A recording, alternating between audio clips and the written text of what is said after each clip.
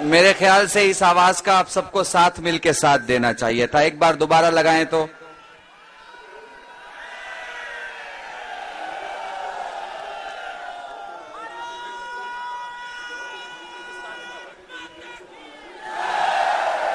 جن کی بھی رگوں میں پاک ماؤں کا پاک خون اور پاک دودھ خون بن کر رگوں میں دوڑ رہا ہے میرے ساتھ، سب سے پہلے وہ اپنے دونوں ہاتھوں کو بلند کر کے کہیں گے ہندوستان، ہندوستان، ہندوستان.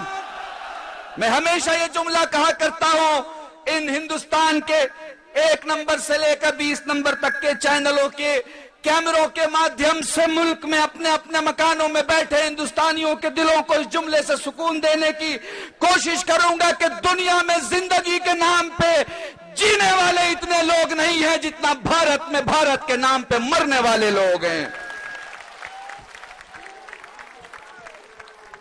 یہ دیش ان لوگوں کے لیے ہے جو دیش کے بارے میں سوچتے ہیں، اور جو دیش کے بارے میں نہیں سوچتے صرف بھاشن بازی کرتے ہیں.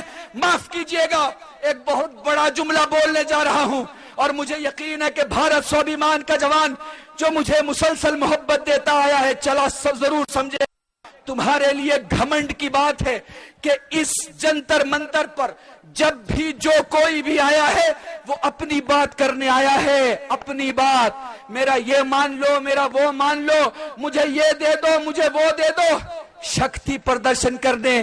پر ہم یہاں اپنے لیے کچھ کہنے نہیں آئے بلکہ دیش کے لیے کہنے آئے ہیں، اور یہ کہنا چاہتے ہیں دیش کے سربراہ کو. انقلاب 2 آیا تھا، ایک گاندھی کا انقلاب تھا جو کشتی کو بچانے کے لیے، اور ایک رام دیو کا ہے جو مسافر کو بچانے کے لیے.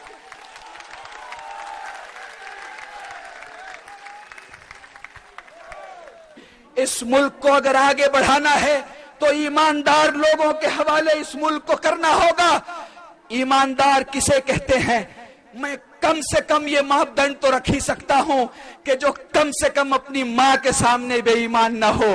اور مجھے یقین ہے جو دھرتی ماں کو سچ مچ اپنی ماں مانتا ہوگا اور ان کے سنتانوں کو، چاہے وہ ہندو ہو، چاہے مسلمان ہو، چاہے سکھ ہو، چاہے عیسائی ہو، اپنا بھائی سمجھتا ہوگا.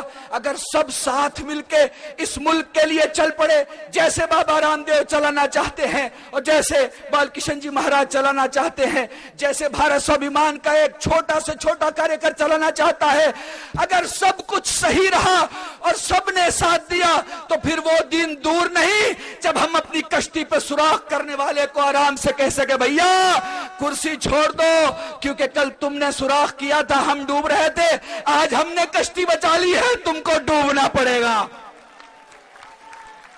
اور بس آخری جملہ اور اپنی تقریر ختم کروں گا. یاد رکھنا، بڑی مشکل بات کہنے جا رہا ہوں، یاد رکھنا. اکھنڈ بھارت کا مطلب سمجھتے ہو نا؟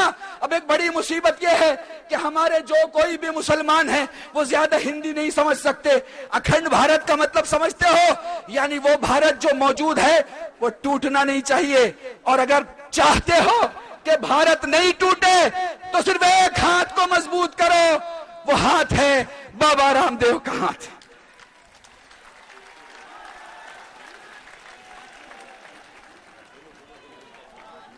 ایک ہی شخصیت ہے، اور اس شخصیت کے ہاتھوں کو مضبوط کرتے ہوئے میں بس اتنا کہنا چاہوں گا، ندی کو نہیں نالوں کو راستے کی ضرورت ہوتی ہے، لیکن بڑے پروت سے جب سیلاب آتا ہے نا تو اپنا راستہ خود بنا لیا کرتا ہے. ہمیں کسی کے سہارے کی ضرورت نہیں، ہم جس دھرتی ماں کے لیے نکلے ہیں وہی ہمارے لیے راستہ بنا دے گی. انہی جملوں کے ساتھ آپ سب سے خدا حافظی چاہوں گا. کوئی شکوہ نہ شکایت نہ گلہ کرتا ہوں، سب سلامت رہو، یہ رب سے دعا کرتا ہوں.